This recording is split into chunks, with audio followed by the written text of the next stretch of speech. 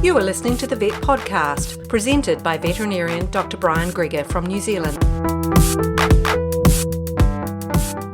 The safe disposal of used syringes, needles and contaminated or infectious material is a responsibility that our veterinary profession takes seriously. In the good old days, and I do have to give some clue about my age here, I'm talking about 30 years ago and longer, it was common practice in our neck of the woods just to bury these in a hole in an out-of-the-way corner of a farm, along with the bodies of the animals we had euthanised. Thankfully, these days are no longer. There are now commercial companies that collect these various dangerous materials and dispose of them by incineration, rendering them to be no longer of any risk to life or limb. My veterinary practice has such an agreement with one of these companies. On a weekly basis, we gather up our waste, sharps and sharps containers, which are special plastic boxes that cannot be opened once the material has been placed in them, and the biological waste, that's the dead bodies, tissues removed during surgery, and anything else deemed to be a bit unsavoury. And a courier company picks up the waste and drops it off at a depot where similar waste from other providers is also stored. From there, it is picked up by a destruction company and transported to a city further south where it is loaded into an industrial incinerator and burnt at very high temperature, effectively killing any infectious organisms and turning our sharps to dust.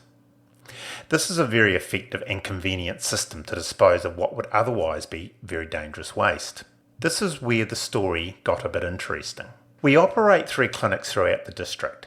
The waste from the outlying clinics are brought into our town clinic, from where all of the waste is collected by the courier and the disposal path begins. So, to set the scene, we take a wee side road here.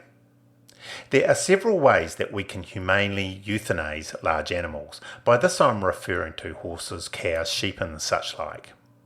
Either by an intravenous injection of a strong barbiturate, which is where the phrase put to sleep comes from, or more commonly, we use a captive bolt. This is a handheld bit of equipment that is placed on the forehead of the animal. It has a bolt that is pushed out with force immediately, causing insensibility and death. It is a very quick and humane method of euthanasia. The bolt is propelled by a blank .22 bullet that is fired within the gun. This bit of equipment and several boxes of the blank .22 bullets were stored in a sturdy plastic box that had once held medication. There was a lot of this particular medication being used at the time, meaning that we had a lot of these plastic boxes in the clinics that were being put to use for storing all manner of things. I'm guessing that some of you may have already seen where this is going. Anyway, let's get the story back on track.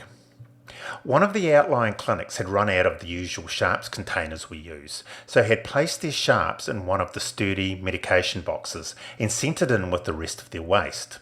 The pickup system worked as usual this particular Friday morning. The courier driver picked up the waste, and as far as we were concerned, it was on its way to destruction. Later that day, a call came in that required a horse to be euthanized.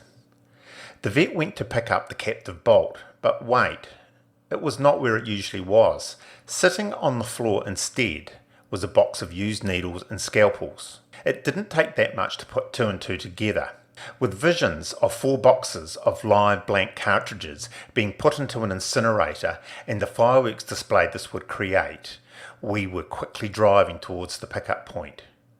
You have no idea how much relief we felt when we found our waste still sitting there, and in the corner was the medicine box, and yes, it contained exactly what we suspected. We surreptitiously swapped it for the identical looking sharps container in heading back to the clinic. As we were heading down the driveway from the depot, as with any good story, of course, the disposal truck was heading in. With only 2 minutes up our sleeve, we had saved a lot of explaining.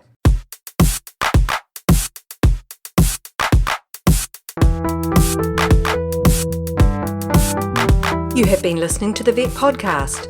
You can find us on Facebook, iTunes, Google Play, or bookmark us in your favourite podcast player.